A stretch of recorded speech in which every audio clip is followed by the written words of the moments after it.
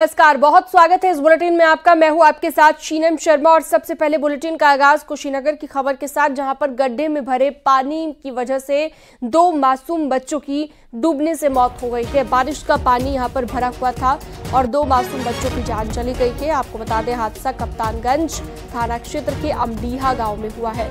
दोनों बच्चे घर से खेलने के लिए निकले थे। काफी देर तक घर वापस नहीं लौटने पर परिजनों ने अपहरण का मुकदमा दर्ज कराया।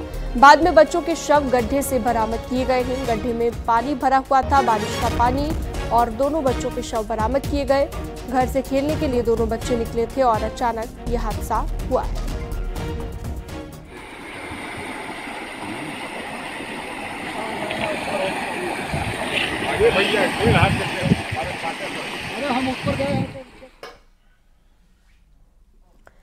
शाहजहांपुर में गर्रा नदी का जलस्तर घट चुका है, लेकिन 4 दिन के सैलाब की वजह से लोगों की मुसीबत अब तक कम नहीं हुई है। नदियों से सटे दर्जनों गांव बाढ़ से प्रभावित हैं और गांव की गलियों में अभी भी पानी और कीचड़ भरा हुआ है।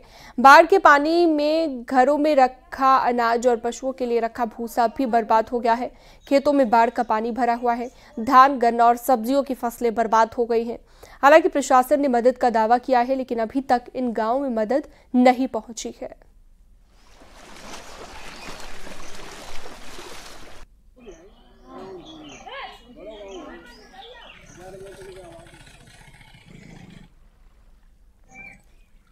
तो ये 2 तस्वीरें आप देख सकते हैं। बाढ़ की वजह से किस तरह की तबाही मची हुई है वो आप देख सकते हैं। फसलों का नुकसान जो हुआ है, सड़क, खेत, गांव, घर सब जलमग्न हो गया है। खेती में कुछ भी नहीं रहा, ना बेड़ ना कहूँ अब क्या लगाया जाएगा। इतनी परेशानी आई, गांव भर में बाढ़ रही, कोई चीज नहीं बची। गांव में कुछ अंदर बचा ही नहीं है, हर घर में पानी चला गया अंदर। नुकसान क्या, ऐसे धान भी आदमी के चले गए, गन्ना भी चला गया है। तो समझो जिसके घर में भी रुके हुए थे धान गेहूँ, वो भी भीग गए। गेहूँ सब भीग गए एकदम भरी को। हाँ, अचानक और का अंधाधुंध पानी आओ, इत तो कभी आओ ही नहीं। धान फान यानी यार हर चीज गायब ही हो गई, सब चीज।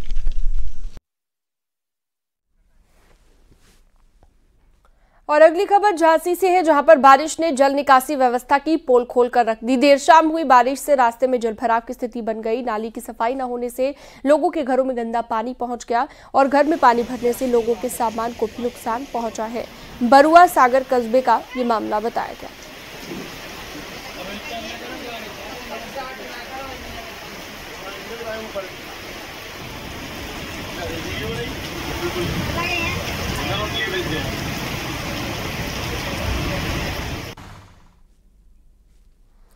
हरदोई में गर्रा नदी में आए सैलाब से जिले के करबी 115 गांव प्रभावित हुए हैं। लगभग 115 गांव प्रभावित हुए और इसमें 56 गांव में हाल बेहाल हो चुका है। घरों तक पानी पहुंच गया है। बाढ़ से करीब 2 लाख लोग प्रभावित हुए हैं।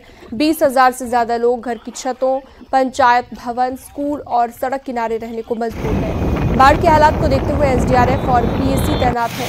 गाँव में राहत सामग्री पहुंचाई जा रही है और बचाव कार्यों की जानकारी ली गई। बाढ़ चौकियों पर सतर्कता बरती जा रही है।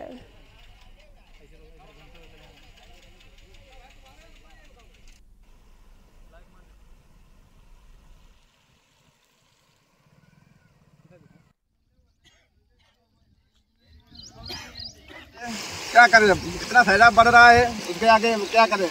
अभी क्या स्थितियां हैं, अब स्थितियां तो बहुत बढ़ रहा पानी भाई। हम लोग जान जो है कि खतरे में, जोखिम में जान है।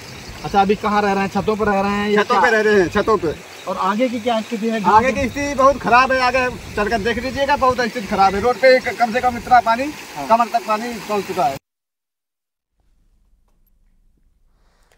हरदोई में इन दिनों बाढ़ से सभी लोग परेशान हो चुके हैं। बाढ़ का पानी लगातार बढ़ रहा है, लोगों की मुश्किलें कम होने का नाम नहीं ले रही हैं। ऐसे में एक दूल्हे ने अपना हौसला नहीं छोड़ा और पूरी तैयारी के साथ दुल्हन को लेने के लिए ससुराल में पहुंचा। बारातियों के साथ दूल्हे राजा नाव पर सवार होकर पहुंचे। गर्रा नदी का जलस्तर बढ़ा होने की वजह से रास्ते बंद थे। मजबूरन उदयपुर के आर्यन को नाव पर सवार होकर बारात लेकर औहदपुर पहुंचे। अब जब बैठे दोबारा में आ जाए भाई, दोबारा वापस ही जाए गाड़ी।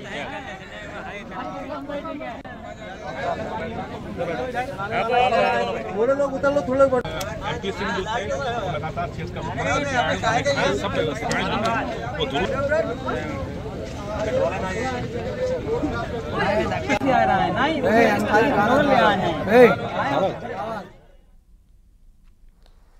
अमेठी में मुहर्रम के जुलूस में भड़काऊ नारे लगाए गए हैं। वीडियो सोशल मीडिया पर वायरल हो रहा है।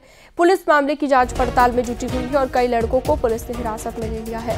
पूरा मामला मुसाफिर खाना कोतवाली क्षेत्र का है।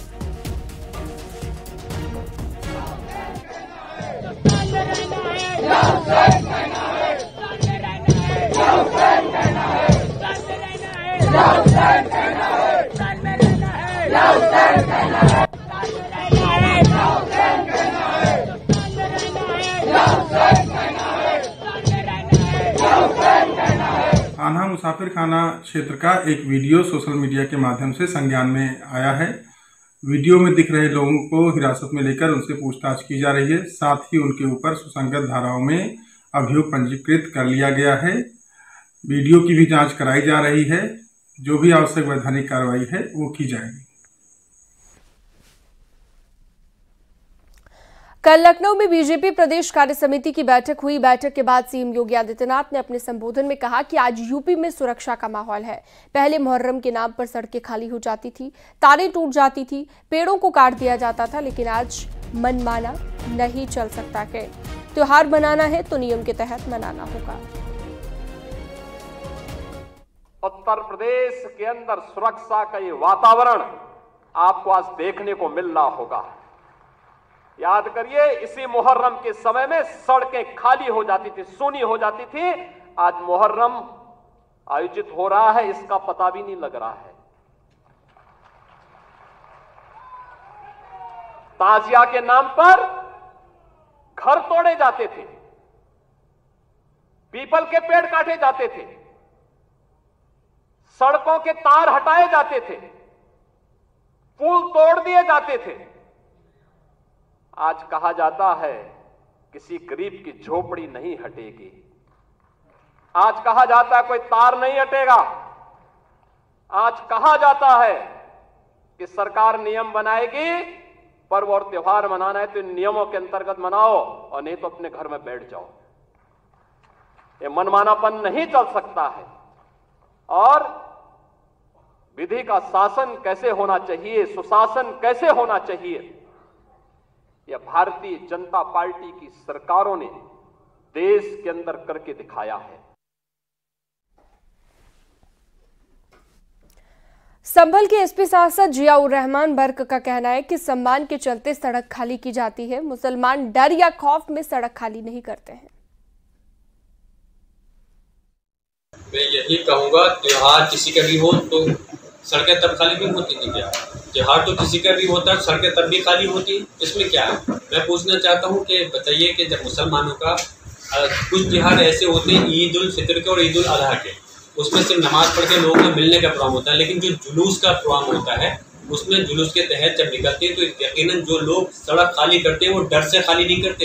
योगी जी पहले इस बात को कहने से पहले सोचे कि लोग डर से सड़क खाली नहीं करते, बल्कि दूसरे के सम्मान में सड़कों को खाली करते हैं।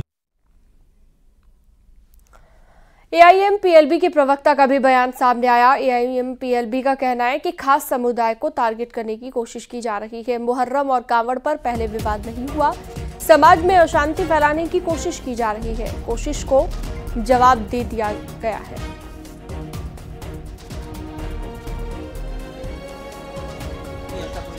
मसला पैदा हुआ क्या? कभी कांवड़ियाँ की यात्राएं निकलती हैं, मुहर्रम के जुलूस निकलते हैं, नमाजें पढ़ी जाती हैं, कभी कोई कंट्रोवर्सी नहीं पैदा हुई हमारे देश के अंदर। और आज की बात नहीं कर रहा हूं मैं, सदियों से हिंदू मुसलमान साथ रहते हैं, सब एक दूसरे का आदर और सम्मान करते हैं।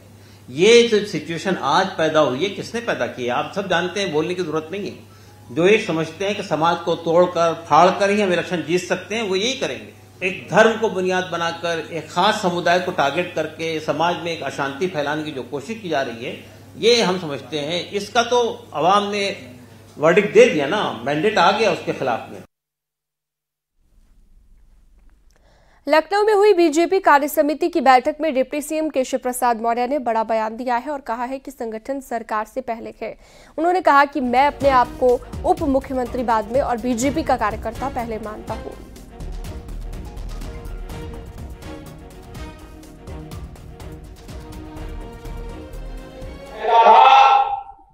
और आज इस प्रदेश कार्य समिति में मैं संगठन के वरिष्ठता हमारे देश के और प्रदेश के नेतृत्व के सामने कह रहा हूं, संगठन सरकार से बड़ा है।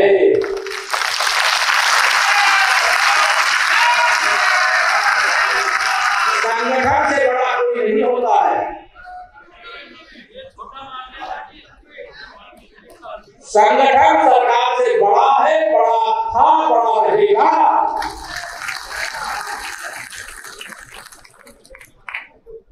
भारतीय जनता पार्टी के कार्यकर्ता के नाते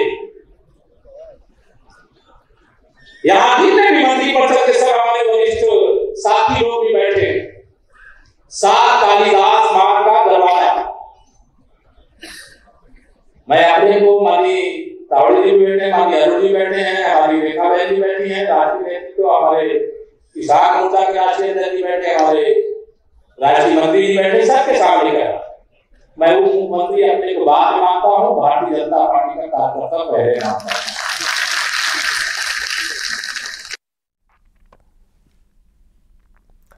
आज से मथुरा के गोवर्धन में मुड़िया मेला शुरू हो रहा है। इस मेले की सभी तैयारियां पूरी हो गई हैं। 22 जुलाई तक गोवर्धन में ये मेला जारी रहेगा और इस मेले में 1 करोड़ से ज्यादा श्रद्धालुओं के आने की उम्मीद है। श्रद्धालुओं की सुविधा के लिए प्रशासन की तरफ से कई इंतजाम यहां पर किए गए हैं और करीब 1000 रोडवेज बसों के जरिए श्रद्धालुओं को मथुरा से गोवर्धन पहुंचाया जाएगा। मेले में सुरक्षा के भी पुख्ता इंतजाम किए गए हैं। सीसीटीवी कैमरे, ड्रोन और वॉच टावर से मेले पर नजर रखी जाएगी। कमिश्नर और एडीजी ने मेले की व्यवस्थाओं का जायजा लिया है।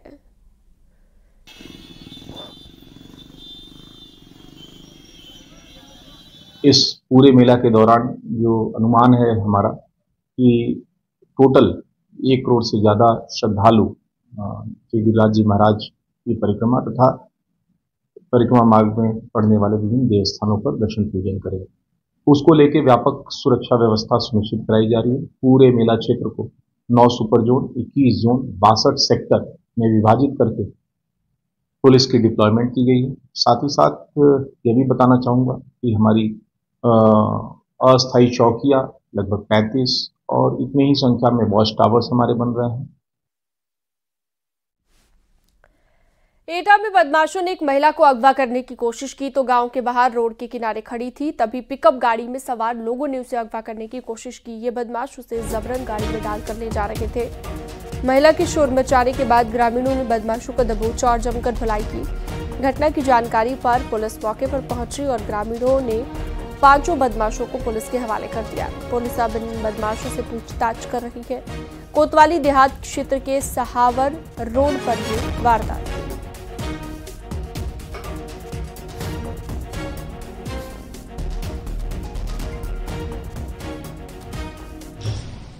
आज दोपहर 3 बजे के आसपास रामपुर घनश्यामपुर निवासी एक युवती को हाईवे पर कुछ बदमाशों द्वारा जो है पिकअप में अगवा करने की कोशिश की।